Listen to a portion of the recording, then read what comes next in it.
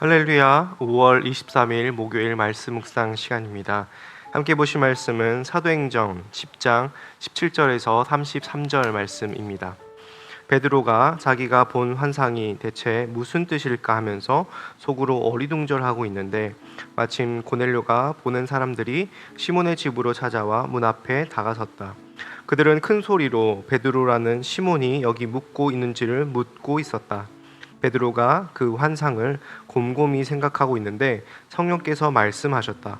보아라, 세 사람이 너를 찾고 있다. 일어나서 내려가거라.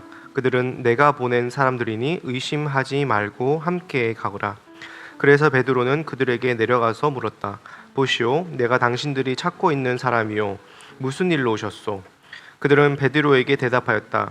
고넬료라는 백부장이 보내서 왔습니다. 그는 의로운 사람이요 하나님을 두려워하는 사람입니다.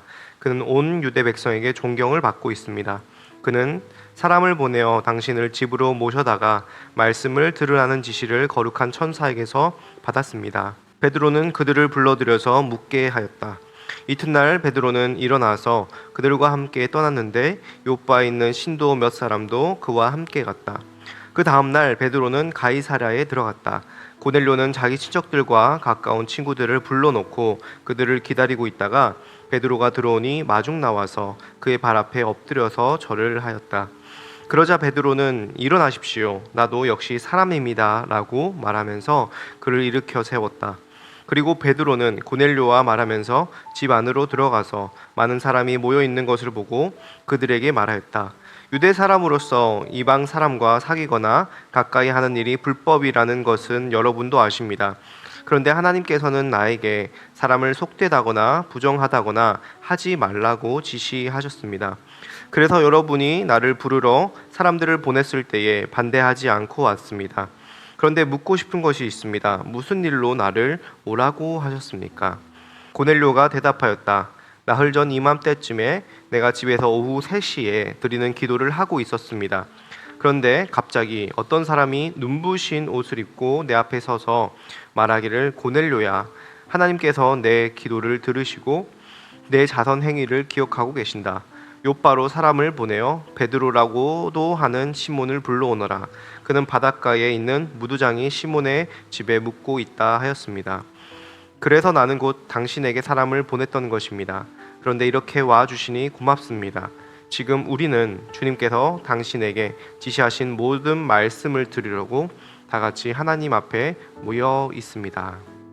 아멘. 여러분, 사도행전에는 정말 중요한 3가지 사건이 있습니다. 첫 번째는 무엇이냐면 바로 마가의 다락방에 성령님께서 임하셔서 교회가 탄생한 사건이고, 두 번째는 바울이 다메섹 도상에서 예수님을 만나서 회심하고 또 이방인의 사도로 부름을 받는 사건입니다. 세 번째로 정말 중요한 사건은 무엇일까요? 바로 오늘 살펴보는 베드로가 고넬료를 만나는 이 사건입니다. 사실은 이 사건을 통하여서 고넬료가 하나님의 말씀을 듣고 회심하는 것이 아니라 바로 베드로가 고넬료를 통하여서 그의 생각과 그의 가치관이 뒤집어지는 회심을 경험하게 되는 것이 오늘 내용의 본문 말씀입니다. 이 말씀은 어제 보았던 베드로의 환상과도 이어지는데요.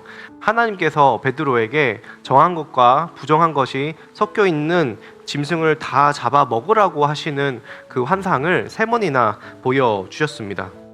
그래서 오늘 19절에 보면 베드로가 그 환상에 대해서 생각하고 고민하고 있었습니다. 그런데 그때에 성령님께서 그에게 말씀하셨습니다. 어떤 사람들이 너를 찾고 있다. 그러니까 너는 의심하지 말고 그를 따라가라. 누가 그를 찾고 있었습니까? 바로 고넬료가 보낸 종들이 그를 찾고 있었습니다. 여러분, 오늘 우리가 하나님께 때로는 질문과 고민을 가지고 나아갈 때가 있습니다. 그런데 하나님께서는 늘 항상 정확한 타이밍에 우리에게 답을 주시고 인도하여 주십니다.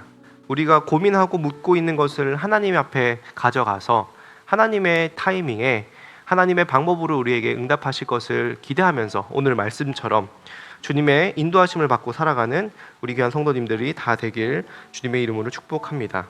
오늘 이 말씀이 어떤 뜻인가 고민하고 있는 베드로에게 사람들이 찾아오면서 그 말씀이 해석되어지기 시작합니다. 그 사람들은 이렇게 얘기합니다. 우리는 고넬료라는 백부장이 보내서 왔습니다. 그는 하나님을 경외하는 사람입니다.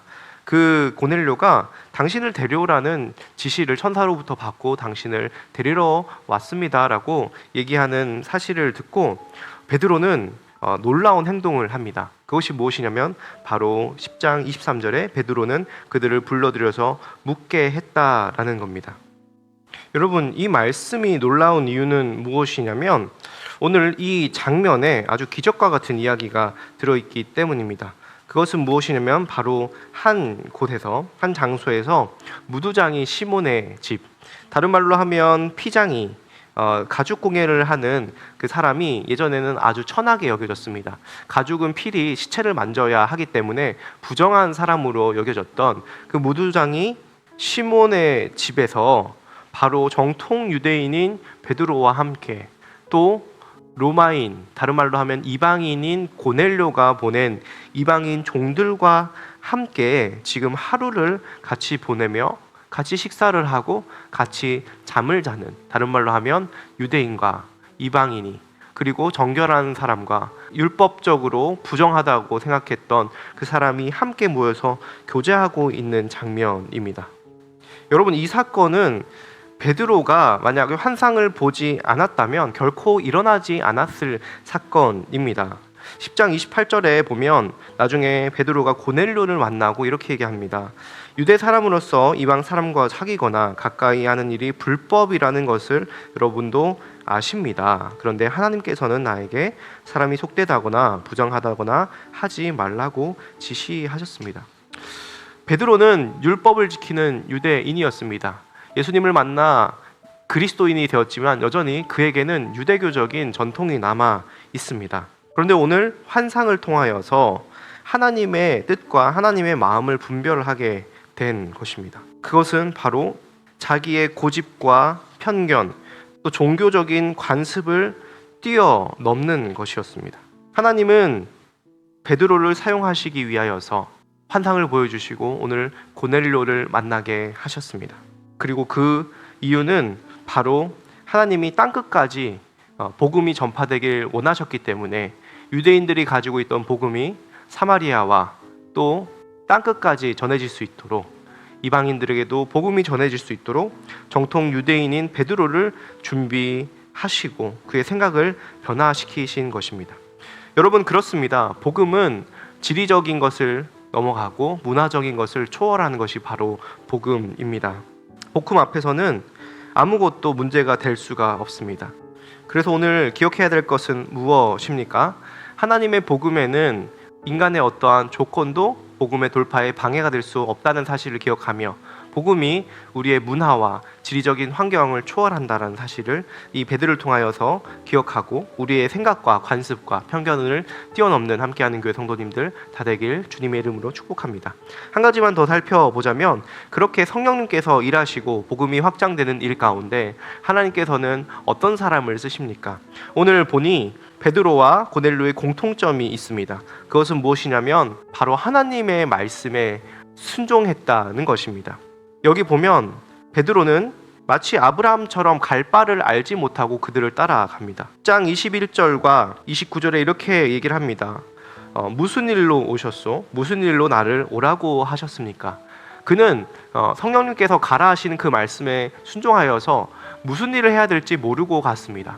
때로는 우리 삶 가운데 하나님께서 왜 이것을 시키시는지 다 알지 못하지만 하나님께서 가라 혹은 멈추라 하실 때가 있습니다. 우리가 다 이해되지 않아도 그 말씀에 순종하며 나아갈 때에 하나님의 뜻에 따라 그 복음이 확장되는 것을 보게 될 것입니다. 또한 고넬료도 그 환상 가운데 천사의 이야기를 듣고 순종했습니다. 10장 32절에 욥바로 사람을 보내어 베드로라고 하는 시몬을 불러오너라 라고 하는 천사의 말씀에 순종했습니다. 그는 하나님의 말씀을 어떻게 받아들였냐면 33절에 주님께서 당신에게 지시한 모든 말씀을 들으려고 다 같이 하나님 앞에 모여 있습니다라고 얘기를 했습니다. 여러분, 하나님의 말씀을 들으려고 모여 있는 그 자리가 바로 하나님 앞에 모여 있다라고 그는 고백합니다. 여러분, 우리가 하나님의 말씀을 듣기 위하여서 주일 예배를 드릴 때에 우리는 어디에 서 있냐면 어떤 설교자 앞에 서 있는 것이 아니라 어떤 교회 안에 있는 것을 뛰어넘어서 바로 하나님 앞에 모여 있음을 기억해야 할 것입니다. 그래서 그 말씀을 듣고 그 말씀에 순종하며 살아갈 때 그 말씀이 바로 곧 하나님이시며 하나님께서 우리의 삶을 인도해 가신다는 사실을 기억하며 살아가는 함께하는 교회 성도님들 다 되시길 다시 한번 주님의 이름으로 축복합니다. 기도하겠습니다. 살아계신 하나님, 참 감사합니다. 오늘 베드로의 회심을 통하여서 복음이 지리적인 장벽을 넘어 문화적인 장벽, 인종적인 장벽을 뛰어넘어 이방인에게까지도 전달된다는 사실을 알게 하시니 감사합니다. 그래서 우리가 예수님을 믿게 되었습니다. 하나님, 이 복음의 놀라운 능력이 우리를 통하여서 우리 이웃들에게 남녀노소 빈부귀천을 가리지 않고 온전히 전해지게 하여 주시옵소서. 그 복음의 전파 가운데 다 이해할 수는 없으나 순종하며 하나님의 말씀에 복종하는 모습들을 보았습니다. 우리 또한 하나님의 말씀 앞에, 하나님 앞에 늘 서며 살아가는 귀한 주님의 백성들 다 되게 하여 주시옵소서. 감사하며 예수님의 이름으로 기도합니다. 아멘.